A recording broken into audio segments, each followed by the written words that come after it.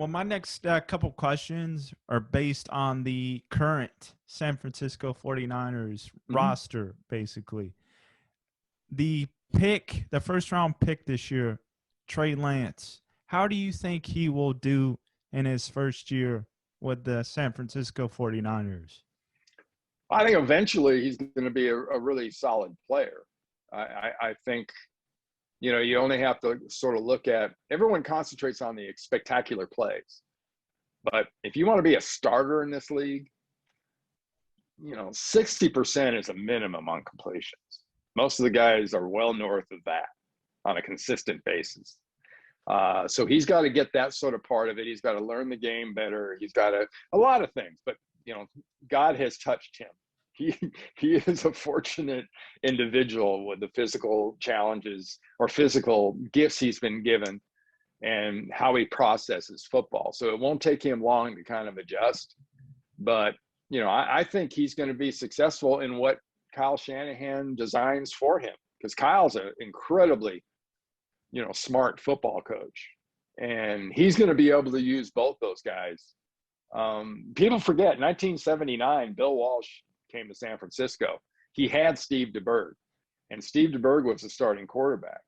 But he designed stuff for Joe Montana, be it backed up, be it red zone, be it plus 50. He had plays for Joe to do kind of what he did and what he really understood and knew what to do. Do that well. And I think that's what Kyle early on is going to do with Trey Lance. And, if he manages to play incredibly well, he'll get more reps.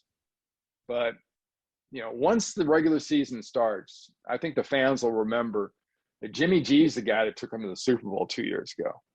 And he took him to the Super Bowl not because he was really, really lucky.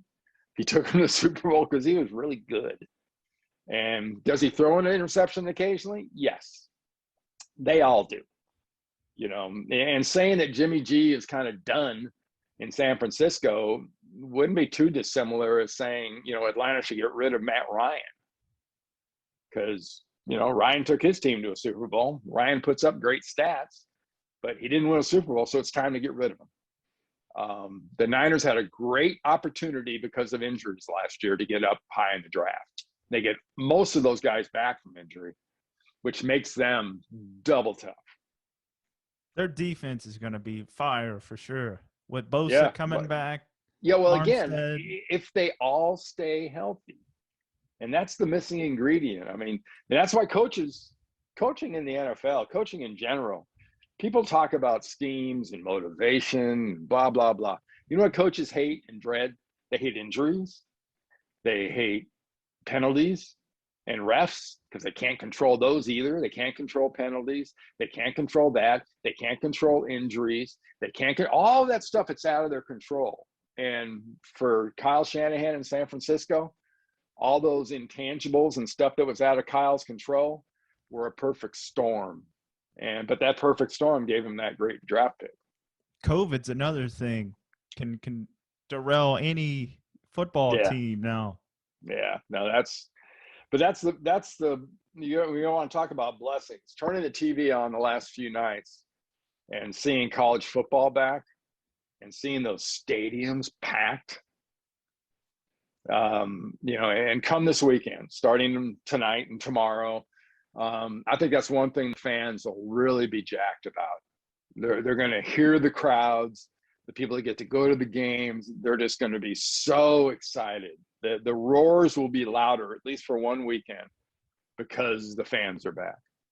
Definitely.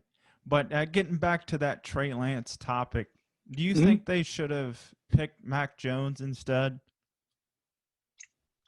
Well, I said before the draft that I thought Mac was the guy to go with because of just the mix of what him with Kyle and their organization and, what they've had in the past and blah, blah, blah. I wasn't thinking Mac would be a starter, but he'd be a perfect guy to get behind Jimmy G and learn and progress. Well, it didn't happen. They made the trade. They ended up getting Trey and Mac actually falling to 15. I said it then, and I still really believe it. The NFL East, especially, or the AFL East, but the NFL after that is going to rue the day that Mac Jones dropped to 15 and Bill Belichick got his hands on another guy like this. It's just it's the perfect storm. Josh McDaniels, Bill Belichick, that offense, that organization, that's like home. It's like Alabama 2.0 for Mac. You know, everybody makes fun of his, you know, he's got that doughboy body and blah, blah, blah. Everybody has to remember Tom Brady had the same. Tom Brady, same thing. Yeah. But he's not a pro yet. You know, he's going to be different. The body's going to change. All these guys will be different looking after a couple of years in the pros. But I love Mac. I've got a friend that I did some coaching with in youth football for the DeBartolo sports group by the name of Joe Dickinson. And Joe did quarterbacks and I did the O-line and the D-line and whatnot. But he coached Mac Jones since Mac was about 11 years old.